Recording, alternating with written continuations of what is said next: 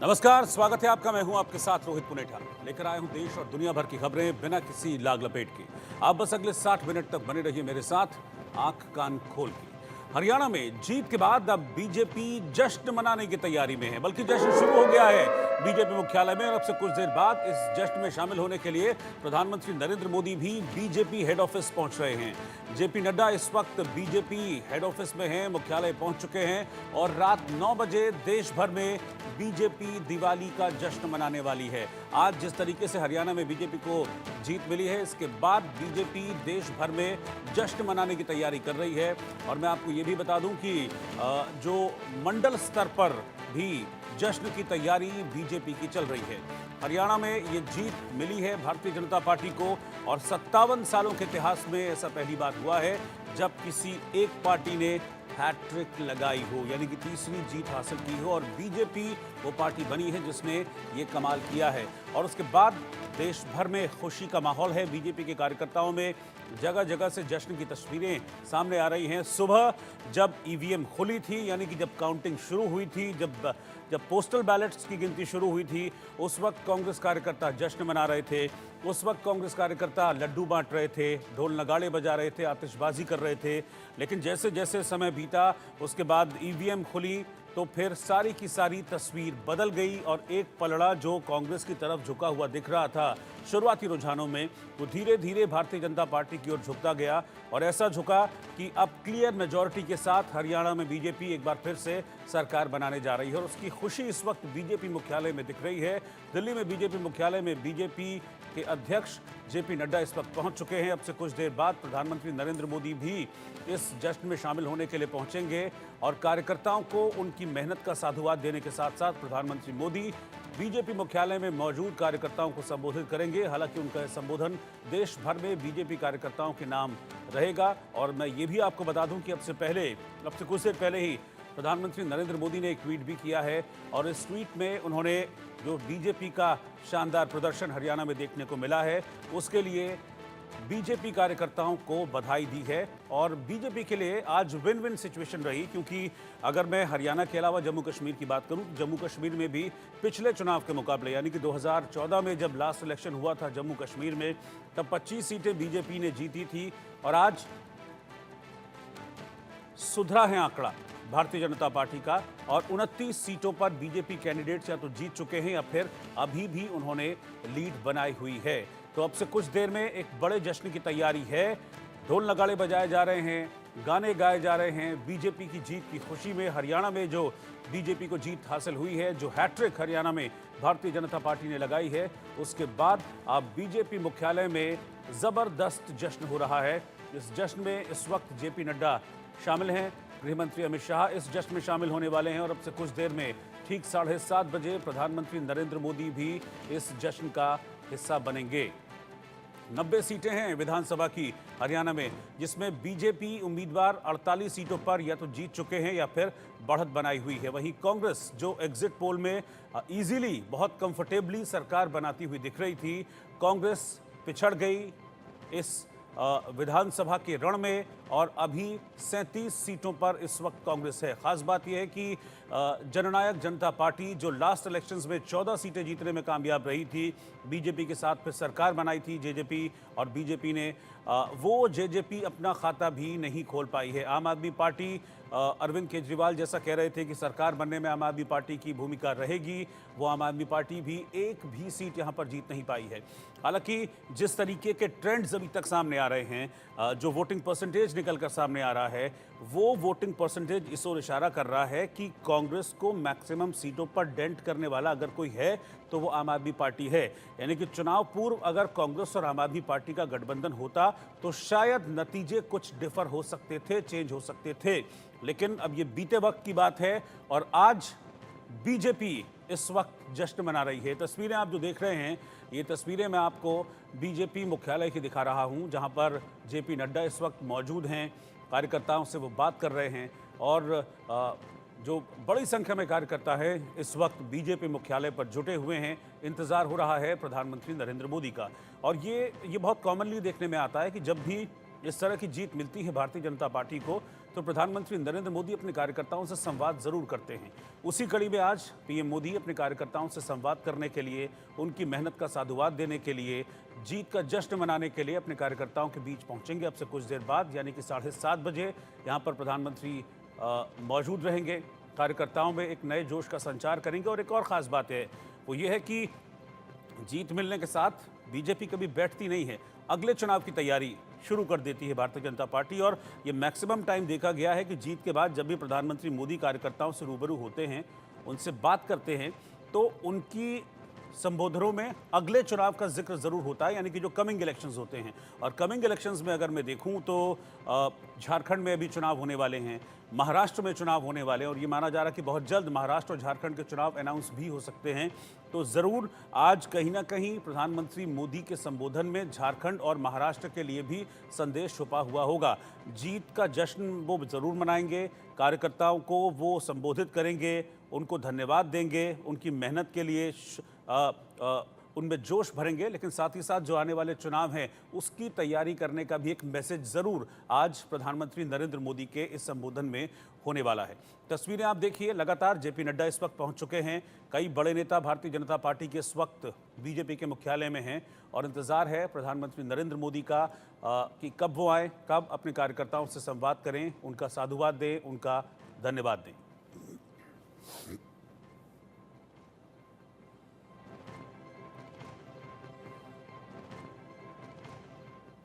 तो हरियाणा के विधानसभा चुनाव में बीजेपी ने बाजी मार ली है। हरियाणा के इतिहास में पहली बार बीजेपी लगातार तीसरी बार सरकार बनाती हुई दिख रही है। अब ये लगभग क्लियर है कि सरकार बीजेपी की बनेगी। हरियाणा के 57 साल के इतिहास में कोई भी पार्टी पहली बार लगातार तीसरी बार सरकार बनाने जा रही है। जाट वर्सेस नॉन जाट की राजनीति में बीजेपी ने गैर जाटों को एकजुट कर लिया। चुनाव से पहले सीएम बदलकर बीजेपी ने न सिर्फ एंटी इनकम्बेंसी कम की, बल्कि पिछड़ा वर्ग को साधने की कोशिश भी की, जो कि अब लग रहा है कि सफल साबित हुई है। उधर एग्जिट पोल में जीत रही कांग्रेस के लिए एक बड़ा झटका है। कांग्रेस को एंटी इनकम्बेंसी का ओवर कॉन्फिडेंस ऐसा लगता है कि ले डूबा है। कांग्रेस पार्टी में आपसी गुटबाजी भी कांग्रेस की हार की एक बड़ी वजह, बड़े कारक रहे हैं। कांग्रेस और आम आदमी पार्टी का गठबंधन न होना भी इस हार के पीछे एक वजह माना जा रहा है। इसका सीधा फायदा भारतीय जनता पार्टी को मिला है। कांग्रेस शायद हरियाणा में बीजेपी के फेवर में जो अंडर करंट था उसे समझने में नाकाम रही, या फिर जो साइलेंट वोटर्स थे उनके मन को समझने में कांग्रेस नाकाम रही, और इसीलिए आज ये नतीजे कांग्रेस के फेवर में ना होकर बीजेपी के फेवर में। हरियाणा, सबसे पहले मैं हरियाणा प्रदेश की जनता का, 2 करोड़ 80 लाख लोगों का मैं प्रणाम करता हूं, दिल से धन्यवाद करता हूं कि जिन्होंने भारतीय जनता पार्टी आदरणीय नरेंद्र मोदी जी की नीतियों में जो रिजल्ट आए हैं उनसे अचंभित हैं हम, और हम अपनी बीजेपी अचंभित है कि उनका देखा आपने क्या माहौल था। ये जैसे पूरे प्रदेश में माहौल था उसके विपरीत ये नतीजे आए हैं। जो माहौल बना हुआ था मीडिया का भी, और जो आपके जितने भी सीनियर वो हैं एनालिस्ट हैं उनका भी ये है। तो अब लोकतंत्र है ये, और तंत्र एक अलग चीज होती है। तंत्र का कितना रोल है इसकी जांच करेंगे हम, क्योंकि बहुत सारी सीटें थोड़ी थोड़ी वोटों से आ रहे हैं, थोड़ी थोड़ी वोटों से आ रहे हैं, और कई जगह से शिकायतें भी मिली हैं। कहीं बैटरी की शिकायत मिली है, कोई मिली है, और जिस प्रकार से लोडिंग हुई है, मतलब डिलेड वो हुई है, उसके हिसाब से भी है। लेकिन नहीं आओ, वो हमारे जो है AICC वाले इलेक्शन कमीशन मिलेंगे, सारी बात कहेंगे, लेकिन इसमें कोई दो राय नहीं, आश्चर्यचकित हुई है। तो भूपेंद्र सिंह हुड्डा जो कि सुबह के वक्त जीत का दावा कर रहे थे, दोपहर के वक्त जब चीज़ें बदलनी शुरू हुई, क्योंकि सुबह 10 बजे के आसपास का वक्त मुझे अच्छे से याद है जब चीज़ें बदलनी शुरू हो गई थी, बीजेपी के फेवर में जा रही थी और कांग्रेस से दूर जा रही थी जीत। उस वक्त भी भूपेंद्र हुड्डा कह रहे थे कि शाम होने दीजिए, देखिएगा नतीजे हमारे फेवर में आएंगे, मुख्यमंत्री हम तय कर लेंगे बाद में। लेकिन अब हार को स्वीकार किया है भूपेंद्र सिंह हुड्डा ने, और इसीलिए बीजेपी को अब ये जीत का जश्न मनाने का मौका मिला है, जिसकी तस्वीरें आप देख रहे हैं। चलिए और मैं सीधी तस्वीरें आपको दिखाता हूँ। मेरी सहयोगी हैं महिमा कटारिया, जो कि बीजेपी मुख्यालय में हैं, उनके पास मैं अब से कुछ देर में चलूँगा और वहाँ क्या चल रहा है वो सीधी तस्वीरें हम आपको दिखाऊंगा मैं आपको, और किस तरीके से एक वेलकम की तैयारी हो रही है प्रधानमंत्री नरेंद्र मोदी के अब से कुछ देर में, क्योंकि पीएम मोदी आने वाले हैं तो उनका एक ग्रैंड वेलकम होगा। लेकिन अनिल विज बड़े सीनियर नेता हैं भारतीय जनता पार्टी के, और अंबाला कैंट से एक बार फिर जीत हासिल अनिल विज ने की है। जीत के बाद वो क्या कह रहे हैं, देखते हैं जरा। मैं जिंदगी का साथ निभाता चला गया, हर फिक्र को धुएं में उड़ाता गया, हर फिक्र को धुएं में उड़ाता चला गया। जो मिल गया उसी को मुकद्दर समझ लिया, जो मिल गया उसी को मुकद्दर समझ लिया, मुकद्दर समझ लिया, मुकद्दर समझ लिया। जो मिल न सका उसको बुलाता चला गया, मैं जिंदगी का साथ निभाता चला गया। भारतीय जनता पार्टी की नीतियों की जीत है और नरेंद्र मोदी जी जो देश को तेजी से आगे लेके जाना चाह रहे हैं, ये उसकी जीत है, लोगों के विश्वास की जीत है। तो बड़े सुर में सुर मिला रहे हैं अनिल विज, लेकिन सुबह एक लंबा वक्त ऐसा भी था कि सुर गायब थे, क्योंकि बहुत लंबे वक्त तक वो पीछे चले। लेकिन कहते हैं कि all well if ends well, और फाइनली अनिल विज जीते तो फिर उनके सुर भी खिलकर सामने आए हैं। फिलहाल कुछ ऐसी ही सुरों की महफिल बीजेपी मुख्यालय में भी जमा है। महिमा कटारिया है इस वक्त मेरे साथ बीजेपी मुख्यालय, सीधा उन्हीं के पास चल रहा हूँ। महिमा, मैं आपके हवाले कर रहा हूँ माइक, और आप ज़रा मुझे तस्वीरें दिखाइए, क्योंकि बहुत ढोल नगाड़े मैंने बजते हुए वहाँ पर देखे हैं, वहाँ गाने गाए जा रहे थे और बड़ी ज़ोरदार तैयारी है पीएम मोदी के वेलकम की। देखिए, बिल्कुल आपने सही कहा। अगर हम तैयारी की बात करते हैं तो सबसे पहले हम आपको दिखाना चाहेंगे कि किस तरीके से, अगर हम बात करें कि जो कार्यकर्ता है वो किस तरीके से एक्साइटेड है, तो आप देख सकते हैं क्योंकि प्रधानमंत्री नरेंद्र मोदी आने वाले हैं और आपकी जितने भी कार्यकर्ता है वो यहाँ पर सेटल डाउन हो गए हैं। हालांकि कटआउट जो है वो आप देख सकते हैं, और साथ ही साथ आप एक कटआउट देख सकते हैं, मोदी इज द बॉस।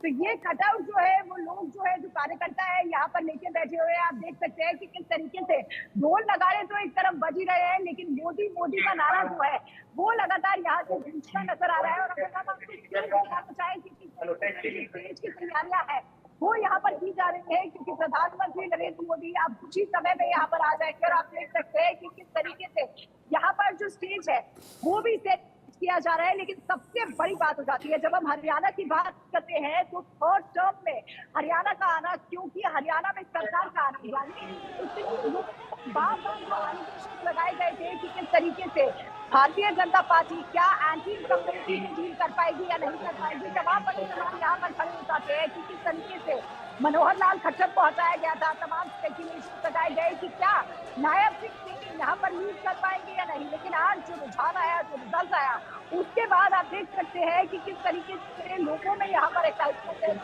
लगातार आपको यहाँ पर कार्यकर्ता यहाँ दिखेंगे ढोल नगाड़ों से प्रधानमंत्री के स्वागत के लिए सभी लोग तैयार हैं। यहाँ पर आप कटआउट देख सकते हैं कि किस तरीके से जेपी नड्डा का जो कटआउट है वो लगाया गया है, और साथ ही साथ आप देख सकते हैं कि प्रधानमंत्री नरेंद्र मोदी के जो कटआउट है वो भी यहाँ पर लगाए गए हैं। बीजेपी अध्यक्ष जेपी नड्डा यहाँ पर यानी बीजेपी मुख्यालय में पहुंच चुके हैं। गृह मंत्री अमित शाह भी यहाँ पर पहुंचने वाले हैं, राजनाथ सिंह भी यहाँ पर पहुंचने वाले हैं। महिमा, मेरे सामने तस्वीरें हैं, आप शायद दूसरे कोने में हैं, मेरे सामने तस्वीरें हैं, अमित शाह पहुंच चुके हैं इस वक्त, और मैं उनकी तस्वीरें देख पा रहा हूं, और बड़ी जोरदार नारेबाजी के साथ अमित शाह का वेलकम भी यहां पर किया जा रहा है। महिमा, आगे बताइए। बिल्कुल, गृह मंत्री अमित शाह अभी पहले वो, क्योंकि हम दूसरी साइड पर हैं जहाँ पर पूरा स्टेज जो है प्रधानमंत्री के लिए किया गया है, जहाँ पर कार्यकर्ता है वो यहाँ पर मौजूद है। यहाँ पर आप कुछ ही देर में गृह मंत्री अमित शाह, राजनाथ बीजेपी अध्यक्ष यहाँ पर मौजूद है भारतीय जनता पार्टी के कार्यालय में, वो यहाँ पर प्रधानमंत्री नरेंद्र मोदी का वेलकम करेंगे। और वेलकम की जब बात आ जाती है तो वेलकम जो है वो आपको यहाँ पर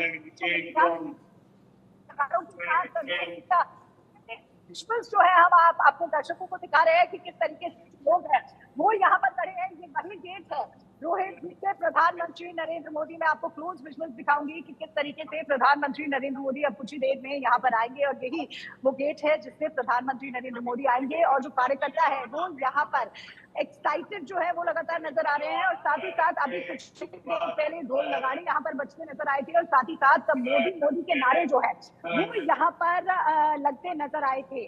थर्ड टर्म है हरियाणा में, लाजमी सी बात है, एक्साइटमेंट है। हालांकि जम्मू कश्मीर की जब हम बात करते हैं तो जम्मू कश्मीर का जो परफॉर्मेंस है वो उतना अच्छा नहीं रह पाया, लेकिन प्रोत्साहन जो है लगातार प्रधानमंत्री नरेंद्र मोदी ने हमेशा से कहा है कि कार्यकर्ता जो है वो सबसे मजबूत ईंट होता है किसी भी ऑर्गेनाइजेशन की। और जब हम भारतीय जनता पार्टी की बात करते हैं तो आप देख सकते हैं कि किस तरीके से कार्यकर्ताओं में जो प्रोत्साहन है, अब चाहे वो हरियाणा को लेकर हो या जम्मू कश्मीर में जिस तरीके से भारतीय जनता पार्टी ने परफॉर्मेंस दिखाया है उसको लेकर हो, सभी लोग यहाँ पर मौजूद है। प्रधानमंत्री नरेंद्र मोदी का यहाँ पर इंतजार कर रहे हैं लगातार।